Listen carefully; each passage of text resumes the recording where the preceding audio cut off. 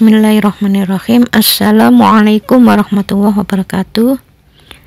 Penyakit liver itu bisa aja dari virus, bisa dari pengerasan hati, dianalisa macam-macam, data dari itu kurang lengkap ya.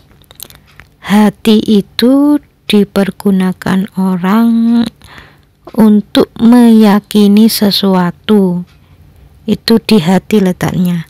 Yakin kepada Allah Ta'ala, yakin kepada kitabullah, itu letaknya di hati.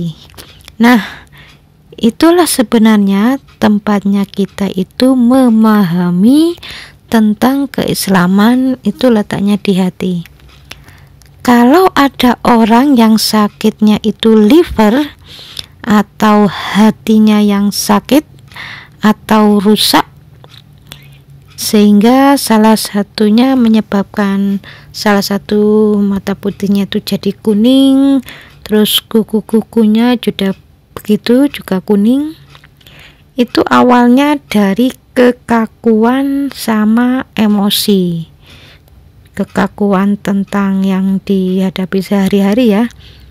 Ya bisa aja misalnya seorang suami selalu meyakini apa yang dilakukan istrinya itu enggak benar, saya yang benar. Jadi kalau itu memang enggak ada dalil Quran dan hadisnya, jangan sampai meyakini saya benar. Jadi yakin saya benar, itu keyakinan yang salah. Kalau memang enggak ada dalil Quran dan hadisnya, jangan sampai meyakini. Jadi liver itu kemarahan, kekakuan, keyakinan yang salah jadi satu, itu insya Allah jadi liver. Jadi nggak memandang ya mau muslim atau non muslim, pokoknya kalau melakukan itu ya, selama orang itu begitu, insya Allah kena liver. Kalau di keluarga bunda, keponakan bunda ya yang masih balita itu kena liver ya, kuning ya. Jadi tangan-tangannya, kuku-kukunya itu saya lihat kuning, itu masih balita seperti itu. Tapi kalau Pak D Bude ya nggak ada liver ya, nggak ada. Jadi liver itu awal mulanya dari situ. Makanya kalau di rumah tangga, kalau masak di Magicom misalnya, Pak suami itu menyarankan harus pakai air panas. Saya manut ya pakai air panas. Tapi besoknya saya ganti nggak pakai air panas. Maksud saya biar Pak suami itu tidak meyakini apa yang saya lakukan benar, yang dilakukan istri tidak benar, biar nggak punya keyakinan seperti itu. Nah, yang seperti ini kan nggak ada dalil Quran dan hadisnya. Selama nggak ada dalil Quran dan hadisnya, jangan sampai meyakini ini benar, yang saya lakukan ini benar, yang lain salah. Ya, awal mulanya liver itu dari situ. Jadi liver itu kemarahan, kekakuan, keyakinan yang salah jadi satu, itu insya Allah liver ini tolong di garis bawah ya.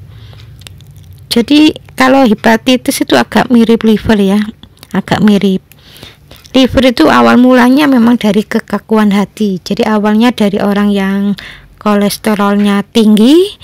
Orang kolesterol itu kan kaku ya, jadi ya bisa diem atau cerewet, pokoknya orangnya tuh ngayelan. Jadi kalau diberitahu itu nggak mau gugu lah istilahnya. Jadi orang kolesterol itu nggak percayaan sama orang, itu nggak percayaan, jadi yakin dengan keyakinannya sendiri, jadi lebih percaya dengan dirinya sendiri. Nanti kalau itu lama-lama diteruskan sifat seperti itu, kalau dibarengi dengan emosi, jadi gak percayaan sama orang, terus dinaikkan lagi dengan emosi, ya nanti jadi asam urat. Asam urat lama-lama terus dipertahankan, asam uratnya itu lama-lama nanti jadi liver. Itu menjadi satu aja ya di titik-titik itu. Ya kalau asam urat ya nanti larinya ya bisa ke jempol, ya bisa ke tangan. Ya kalau jempol ini kan pemimpin ya, jadi kalau memimpin keluarga itu kaku itu maksudnya ya tidak luwes, kaku. Jadi kalau nyuruh-nyuruh istri atau anak itu masih dengan emosi, itu kaku. Jadi masih ada ego, arogan, itu nanti asam urat.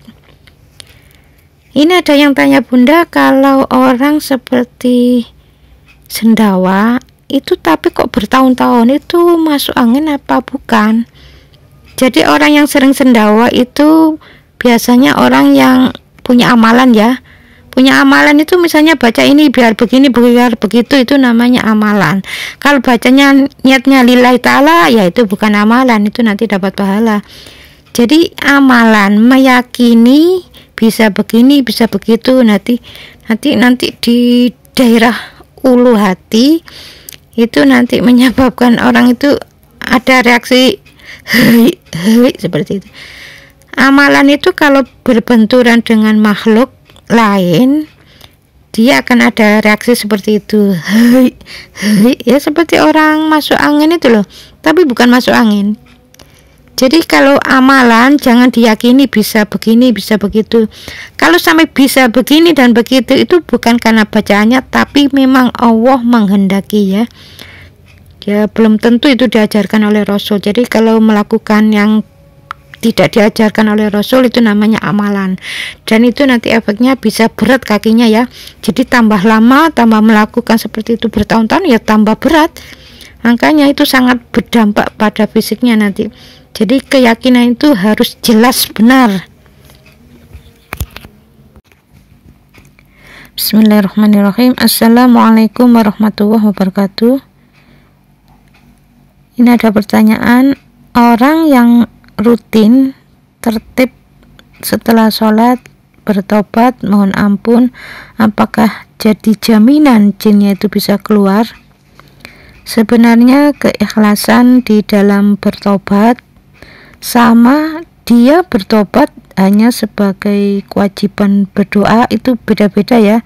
Jadi kalau dia bertobat hanya astagfirullah 3 kali atau 70 kali, tapi dia tidak ada kerentak bahwa saya ini dosa, jadi nggak ada kerentak seperti itu. Jadi kesadaran dalam mohon ampun pada Allah Ta'ala, kalau dia sudah sadar dalam mohon ampun pada Allah, dia sudah sama, meskipun nggak 70 kali, nggak 100 kali, itu dianggap sama. Ini loh yang dimaksud Rasul itu baca istighfar 70 kali 100 kali, itu maksudnya itu banyak, sering, ya seperti itu.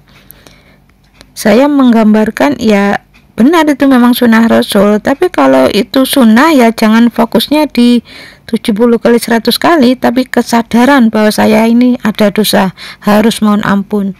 Makanya ya harus sebanyak-banyaknya, bukan angkanya ya, tapi kualitasnya. Karena pada saat orang itu mohon ampun atas dosanya, itu sudah dianggap dia itu sudah melakukan sunnah. Jadi seperti itu ya. Misalnya contohnya berakhlak baik ya, kita ini ngomong ya ditata. Kalau ngomong nggak boleh ngomong itu dengan nada keras, apalagi omongannya nggak enak didengar ya. Itu diterangkan dalam Al-Quran, juga diceritakan ngomongnya saja tidak boleh ya di atas nadanya beliau. Kan ada keterangannya seperti itu dalam Al-Quran. Jadi kalau kita belajar, kalau itu memang sudah ada dalilnya, jangan hanya dimengerti saja, tapi harus diamalkan dalam kehidupan sehari-hari. Itu sudah ditulis di dalam Al-Quran. Allah yang perintah, lintalahum, berlemah lembutlah kamu dalam bertutur kata. Itu Allah yang perintah. Jadi kalau orang itu omongannya lembut, nada suaranya enggak keras, terus kata-katanya itu enak didengar, berarti sudah melaksanakan ketakwaan, karena patuh perintah Allah yang berupa kata-katanya lembut. Jadi orang yang kata-katanya lembut berarti sudah melaksanakan perintah Allah dan melaksanakan apa yang dicontohkan Rasul.